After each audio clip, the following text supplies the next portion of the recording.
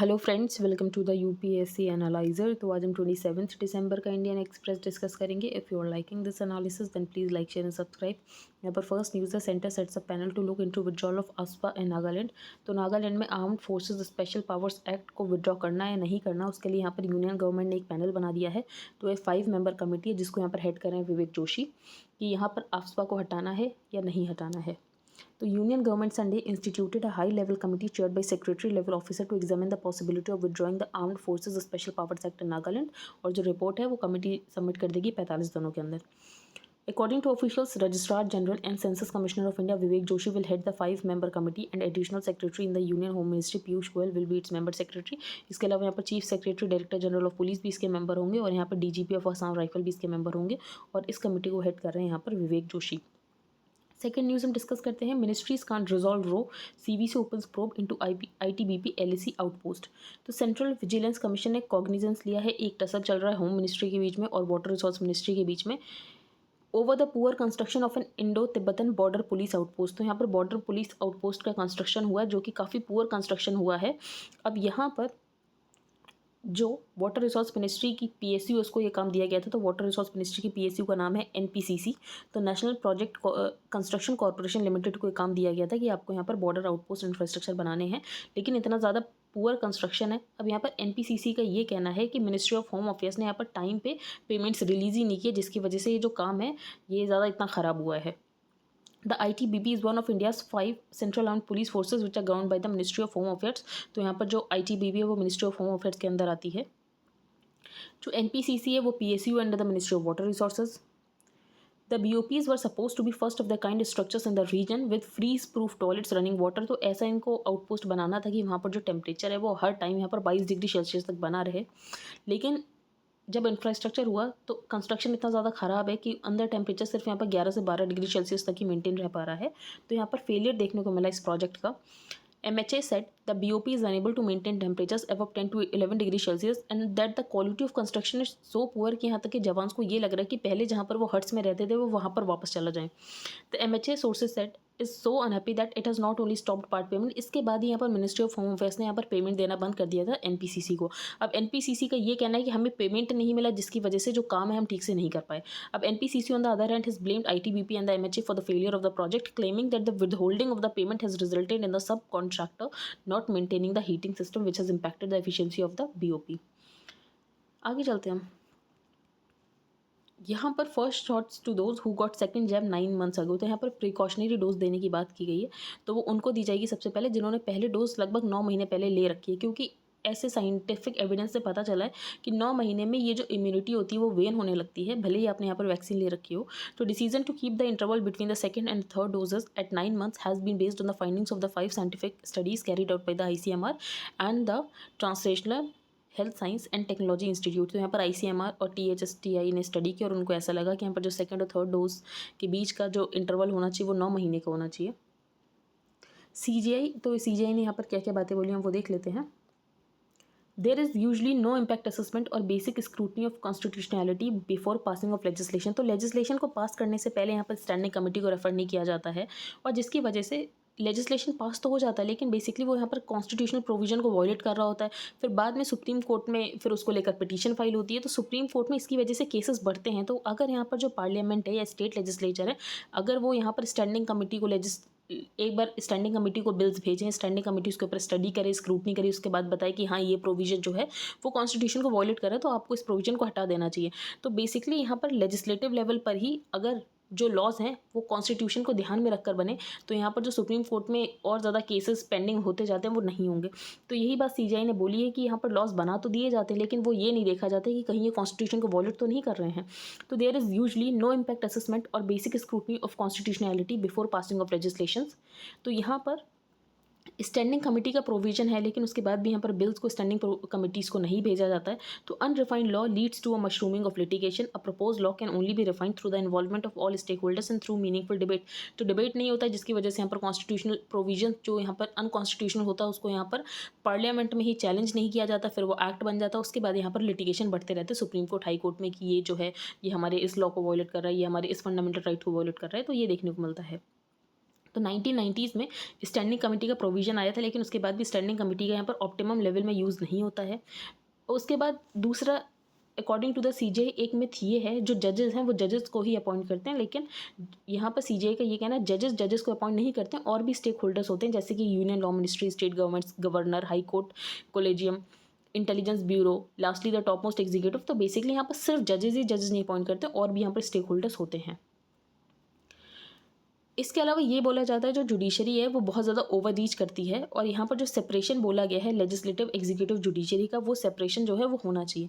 अब यहाँ पर सीजेआई का ये कहना है कि अगर यहाँ पर सुप्रीम कोर्ट को कॉन्स्टिट्यूशन में जो सेफगार्ड्स हैं उनको इंश्योर करना है, तो बेसिकली यहाँ पर सुप्रीम कोर्ट को जुडिशियल ओवररीच करनी पड़ेगी।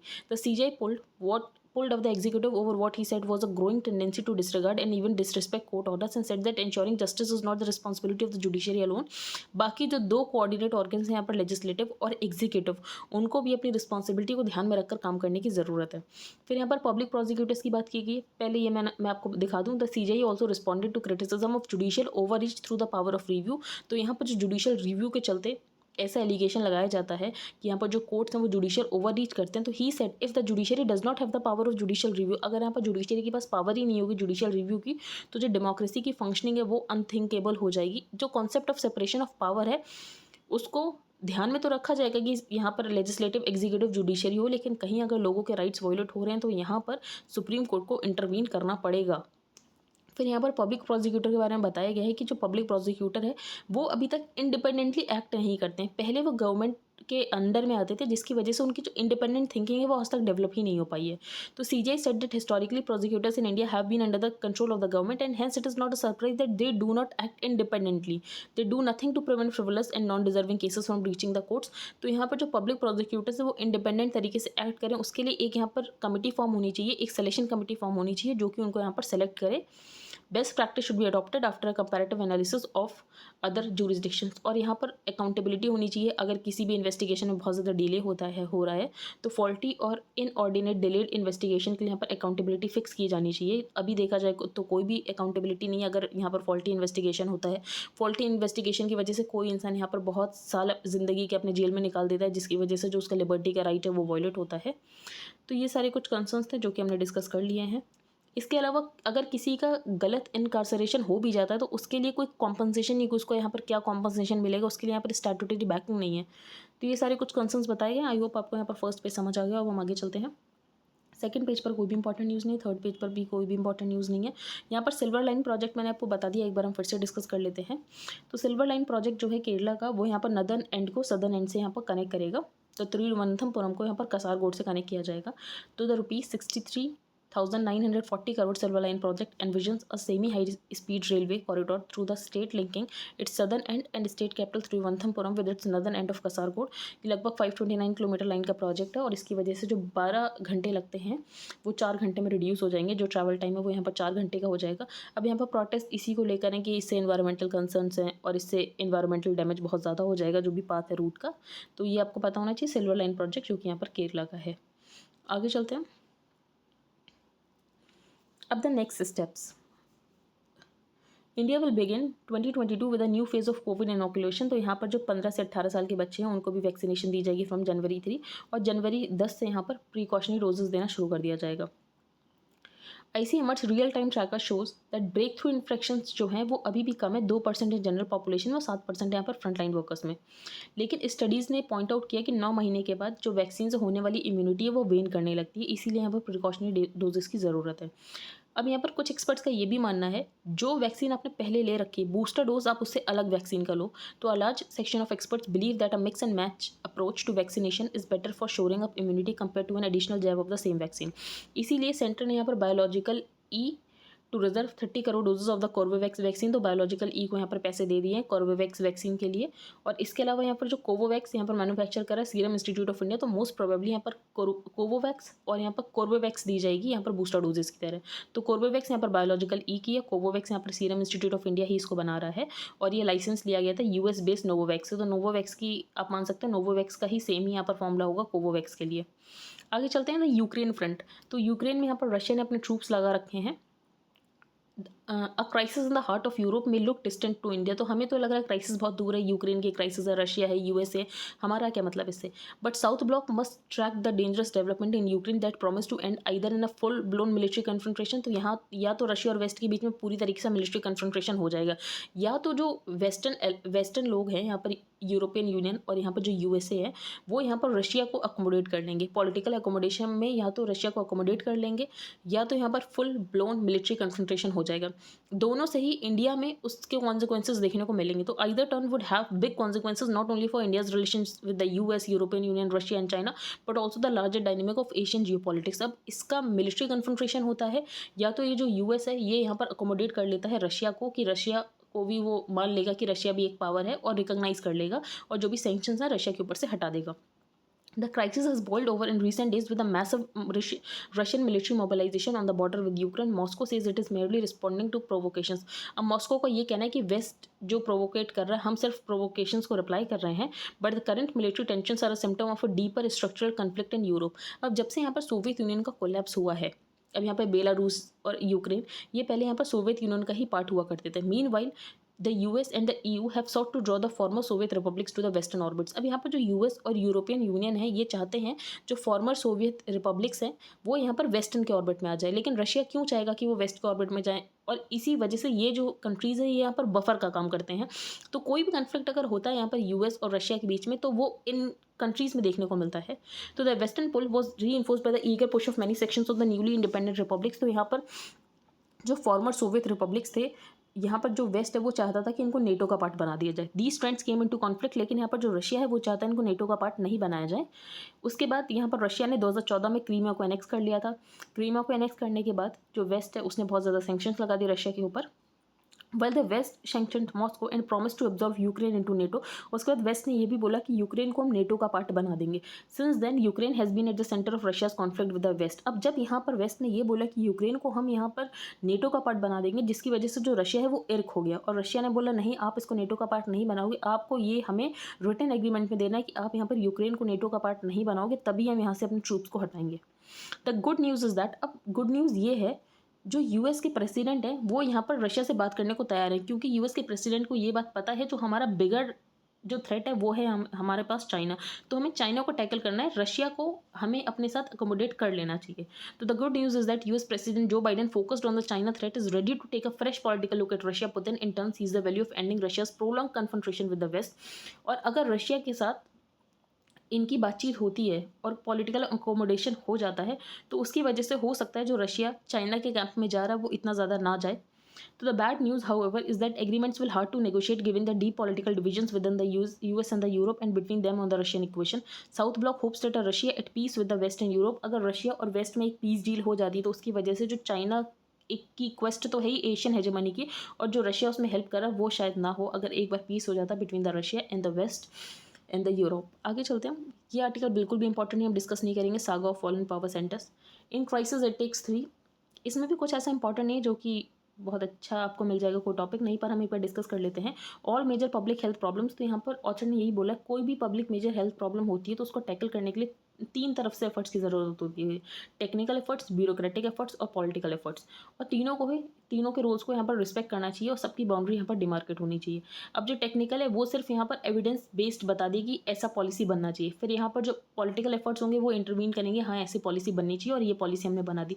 जो ब्यूरोक्रेटिक होंगे उनका काम ये होगा कि उसको इंप्लीमेंट करना एट द ग्राउंड लेवल। तो टेक्निकल पीपल और people of science are characterize by training and expertise in a specific area which they expected to regularly update. तो वो एविडेंस के बेसिस पे बताएंगे यहाँ पर पॉलिसी मेकर्स को कि क्या पॉलिसी बननी चाहिए।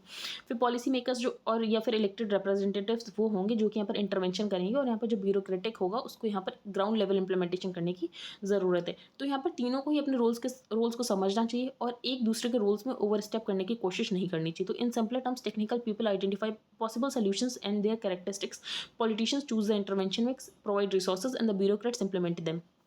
तो ऑथर ने यही बोला, पेंडेमिक में हमें देखने को मिला जो टेक्निकल है वो यहाँ पर पॉलिटिकल का जो अरीना है उसमें ओवर स्टेप करने की कोशिश कर रही है, तो ये नहीं होना चाहिए।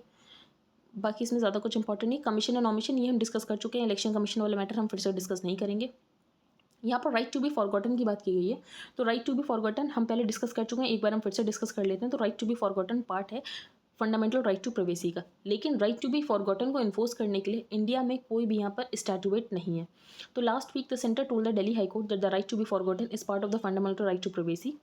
और यहाँ पर जो फंडामेंटल राइट टू प्राइवेसी का पार्ट है राइट टू बी फॉरगॉटन, ये यहाँ पर जजमेंट आ रखा है। अब what is the right to be forgotten? अब राइट टू बी फॉरगॉटन है क्या? It allows a person to seek deletion of private information from the internet. तो यहाँ पर कोई पर्सन चाहता है कि इंटरनेट से उससे रिलेटेड जो इन्फॉर्मेशन उसको डिलीट कर देना चाहिए, तो बेसिकली वो ऐसा बोल सकता है कि उससे रिलेटेड यहाँ पर जो भी इन्फॉर्मेशन उसको डिलीट कर देना चाहिए।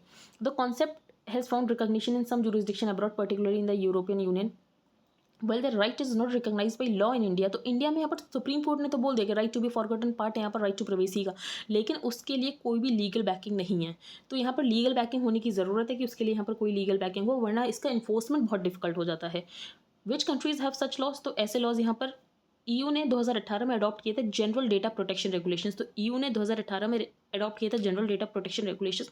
उसमें आर्टिकल 17 बात करता है which provides for the right to erasure of certain categories of personal data, कि यहाँ पर पर्सनल डेटा जो है वो यहाँ पर इंटरनेट से डिलीट किया जा सकता है। तो उसका आर्टिकल 17 यहाँ पर बात करता है। फिर केस पुट्टास्वामी जजमेंट में यहाँ पर राइट टू प्राइवेसी की बात की गई, और राइट टू प्राइवेसी का ही पार्ट है right to be forgotten. The government set the personal data protection bill. अब गवर्नमेंट का ये कहना है पर्सनल डेटा प्रोटेक्शन बिल में यहाँ पर राइट टू बी फॉरगॉटन को लेकर भी प्रोविजंस हैं। 2019 में justice Pratibha M Singh of the Delhi high court dealing with the civil suit seeking removal of certain news reports on me too allegations. तो यहाँ पर एक मीडिया हाउस के डायरेक्टर, उनका ये कहना था कि मीटू एलिगेशंस के रिगार्डिंग जो भी रिपोर्ट है इंटरनेट पे उनके लिए उसको हटा देना चाहिए। फिर यहाँ पर जजमेंट ये आया था ठीक है हटा देना चाहिए क्योंकि उसका राइट टू फॉरगॉटन है।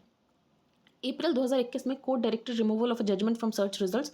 The order is now being oppose by the Google. अब यहाँ पर कोई क्रिमिनल होता है, ठीक है, वो रेप चार्ज में कन्विक्ट है, उसको जो भी सज़ा मिली 4-5 साल की, अगर उसने 4-5 साल की सज़ा काट ली, उसके बाद वो ये चाहता है कि इंटरनेट पे उसके बारे में जो भी रेप कन्विक्ट से रिगार्डिंग इन्फॉर्मेशन है वो सब हटा देनी चाहिए। तो राइट टू बी फॉरगॉटन में वो सारी रिपोर्ट्स हटाई जा सकती हैं, लेकिन फिर सिटीजन्स का भी तो राइट है राइट टू नो। तो इन दोनों के बीच में यहाँ पर कोई भी कन्फ्लिक्ट ना हो, इसीलिए यहाँ पर लीगल बैकिंग होना बहुत ज़रूरी है। तो lawyers for the petitioners acknowledge that in the absence of statutory backing the relief being sought is likely to clash with the public's right to know. तो यहाँ पर लोगों का राइट टू नो है, इसके बाद यहाँ पर राइट टू फॉरगॉटन भी है, तो दोनों के बीच में कोई भी कॉलिजन ना हो, इसके लिए यहाँ पे स्टैट्यूटरी बैकिंग और डिमार्केशन होना बहुत ज़्यादा ज़रूरी है कि कौन सी इन्फॉर्मेशन हटाई जा सकती है, कौन सी इन्फॉर्मेशन नहीं हटाई जा सकती from the internet. The problem is these big. अब यहाँ पर जो गूगल, ट्विटर, ये लोग इंडिया में तो इनके लॉज अलग होते हैं और इनका इन्फोर्समेंट भी अलग होता है, लेकिन ईयू में उनके लॉज अलग होते हैं, इन्फोर्समेंट भी बिल्कुल अलग होता है। तो problem is that these big national multinationals have a different face when they are operating in the European Union. और इंडिया में जब लोगों को राइट्स की बात आती है तो ये लोग बहुत फॉर ग्रांटेड लेते हैं। अब वर्ड में यहाँ पर डेस्मंड टूतू की यहाँ पर डेथ हो गई है। तो Desmond M Tutu the cleric who used this pulpit and spirited oratory to help bring down the apartheid in South Africa. तो अपार्थाइड के अगेंस्ट इन्होंने लड़ाई लड़ी थी साउथ अफ्रीका में। इसके अलावा इनको नोबेल पीस प्राइज़ भी मिला है 1984 में। एंटी अपार्थाइड मूवमेंट के ये बहुत इंपॉर्टेंट फेज हैं। तो डेस्मंड एम टूतू। आगे चलते हैं।